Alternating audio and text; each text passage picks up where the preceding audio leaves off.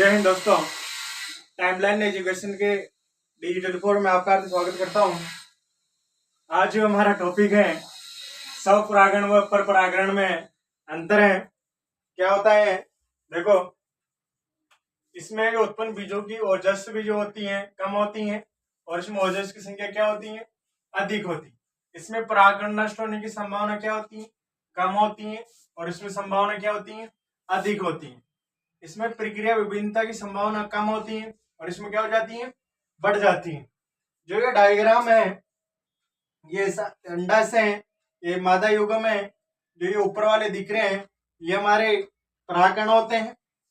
जो बाहर वाली सतह इसको वर्तिकाग्र कहते हैं और जो इसको नली होती है इसको पर्ग नली बोलते हैं, नर युग्म बोलते हैं।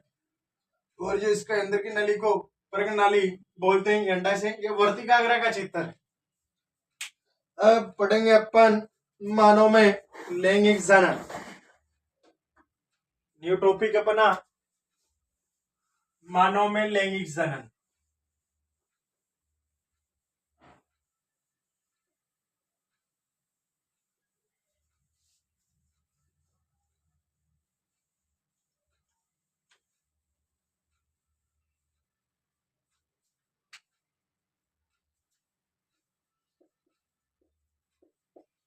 मानव में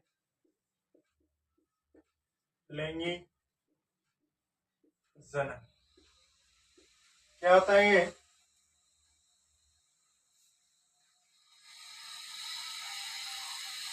जो मानव लैंगिक जनन में मानव लैंगिक जनन में के दौरान जनन के दौरान इसके दौरान मानव लैंगिक जनन के दौरान लैंगिक अंगों का निर्माण होता है। जो लैंगिक अंगों का निर्माण होता है। मतलब जो मानव में जो लैंगिक जनन हो रहा है इसमें किसका निर्माण हो रहा है? लैंगिक जनन का, लैंगिक अंगों का क्या हो रहा है? निर्माण हो रहा है। अगला स्टार्ट देखिए, उसमें लैंगिक जनन में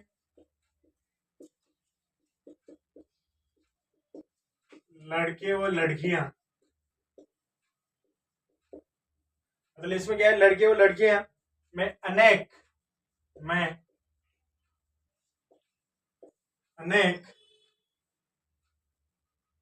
लक्षण दिखाई देते हैं। लक्षण दिखाई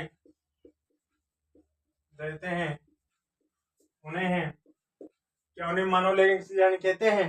उन्हें द्वितीयक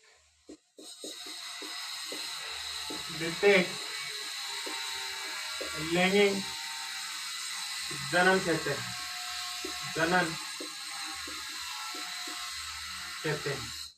ये था। अब देखो, अब इसमें टॉपिक पढ़ रहे हैं, अब इसके बारे में थोड़ा डिस्कस करें।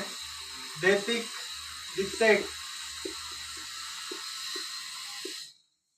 लैंगिक जनन से कहते हैं। इसके बारे में थोड़ा डिस्कस करेंगे। जो लड़कियां, जो बॉयज एंड गर्ल्स की जो एज होती है 12 से 16 वर्ष की आयु में दौरान कुछ विशेष प्रकार के लक्षण दिखाई देते हैं। देखो इधर,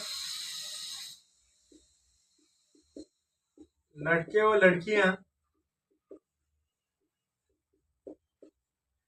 लड़कियों में 16 से 14 वर्ष की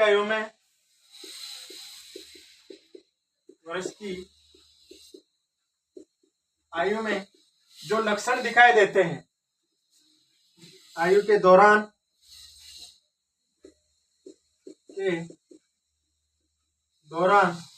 कुछ विशेष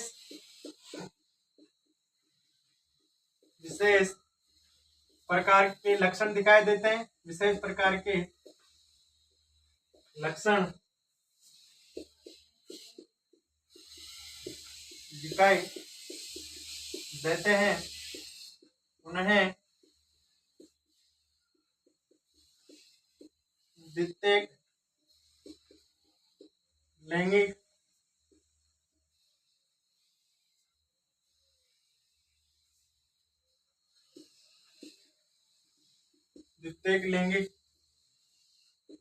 लक्षण कहते हैं। जैसे जैसे कोई प्रकार के जैसे होते हैं अब देखो इसके जो उदाहरण होते हैं, कौन कौन से उदाहरण होते हैं। एग्जाम्पल में देखो क्या क्या परिवर्तन होते हैं। लड़कों की आवाज भारी होना,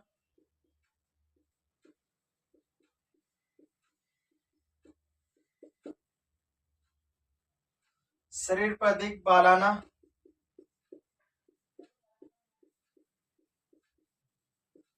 अधिक बाल आना, और जो लड़कों के चेहरों पर लड़कों के चेहरे पर दाढ़ी मूंछ का आना।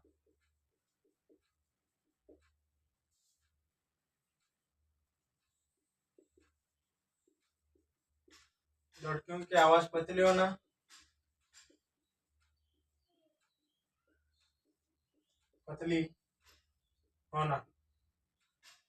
और जो स्तनों का विकास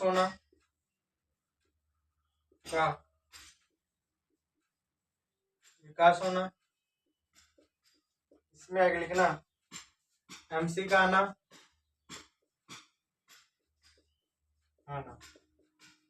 अब इसके बाद में देखो इधर जो इसमें जो परिवर्तन हो रहे, लड़कों की आवाज भारी होना, शरीर पर बाल आना, और लड़कों के चेहरे पर दाढ़ी मूंछ आना, लड़कियों की आवाज पतली होना, और स्तनों का विकास होना, और इसके आगे डेस लिखना त्वचा का मुलायम होना। त्वचा का मुलायम होना, ये जो द्वितीयक लैंगिक लक्षण में आते हैं, कौन कौन से आते हैं, मतलब ये लड़कियों में 12 वर्ष की आयु के दौरान कुछ विशेष प्रकार के लक्षण दिखाई देते हैं, उन्हें द्वितीयक लैंगिक लक्षण कहते हैं। और द एग्जाम्पल देखो, लड़कों की आवाज भारी होना, शरीर पर अधिक बाल आना, लड़कों के चेहरे पर दाढ़ी मूंछ का आना, और लड़कियों की आवाज पतली होना, और त्वचा की क्या जाता है मुलायम होना, स्तनों का विकास होना, और एमसी का आना। इसके बारे में पर अगला टॉपिक है किशोर अवस्था, जिसको अपन एक नाम से बोलते हैं यौनारंभ से।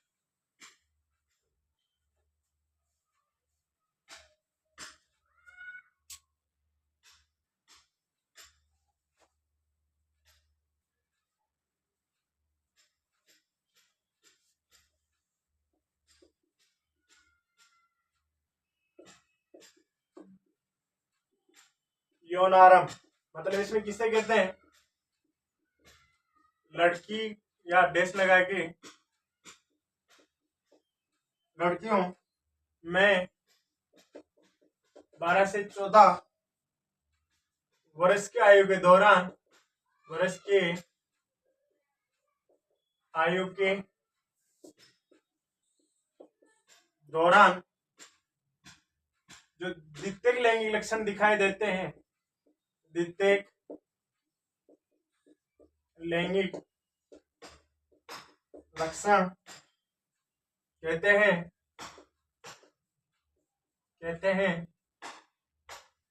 जिसे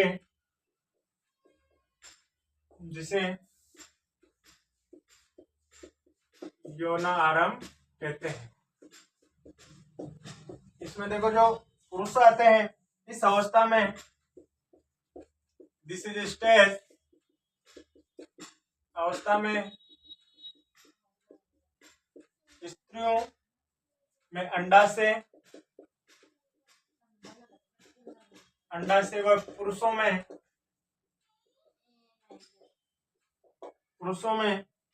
वृक्षण का विकास होता है। पुरुषों में वृक्षण का विकास होता है। मतलब ये एक ऐसी अवस्था होती है जिसमें लड़की और लड़कियों में जो 12 से लेकर 14 वर्ष की जो आयु में जो चेंज होता है उसको अपन यौनारंभ कहते हैं। इस अवस्था में स्त्री में अंडाशय व पुरुष में शुक्राणु का विकास होता है।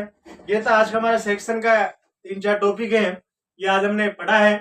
कल नए सेक्शन में वापिस इसी टाइम को मिलेंगे। कल का टॉपिक रहेगा मानव में जनन तंत्र।